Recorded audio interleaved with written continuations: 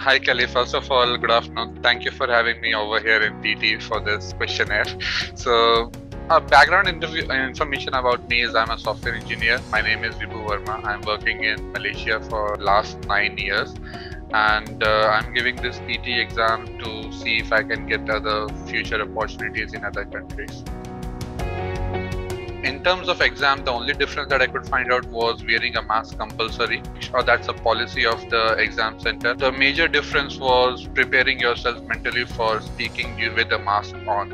And provided that speaking is the first section with speaking with the mask on, that sometimes it can be distracting because the mask causes the specs fogginess, and it's also distracting with the headphone and your specs. So that was the only difference that I could actually figure out. It might, what you have to ensure is that your mic is really close to your mouth. Whatever you're speaking clearly and it is recorded well.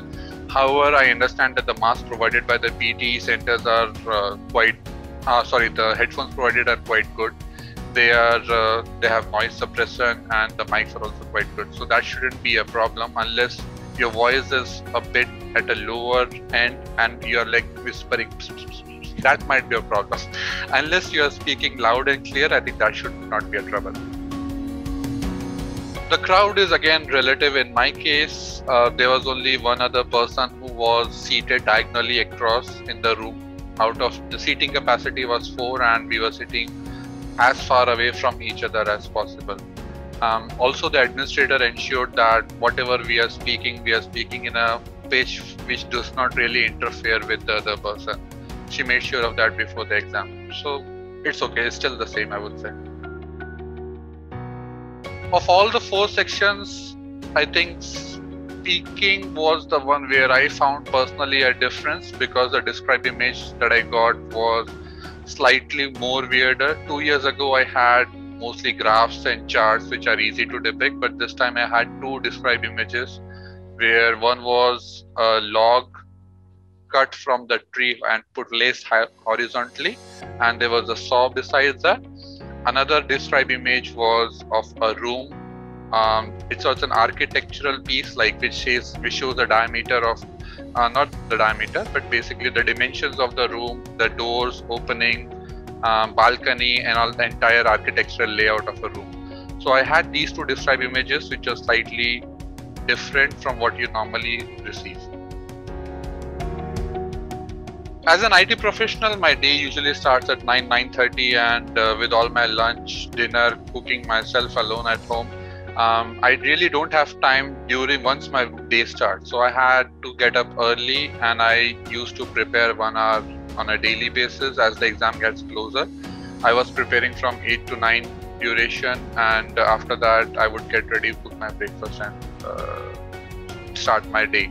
Over the weekends I had a more time period, so I would take time out for the most complex or the sections which take a lot of time. For example, essay writing, summarize written text, or summarize spoken text. So all those things which are really time consuming, I do it on the weekends. Find reading as the most challenging. One is reading, and another one is retell the lecture. Reading, I find it difficult because I have read a lot of variety of stuff in my entire life and my 35 years.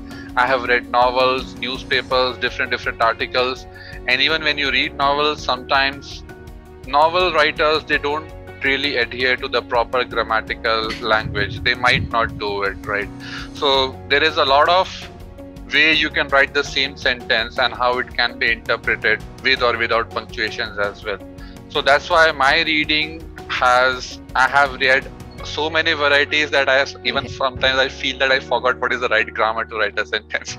Second thing was reordering a paragraph.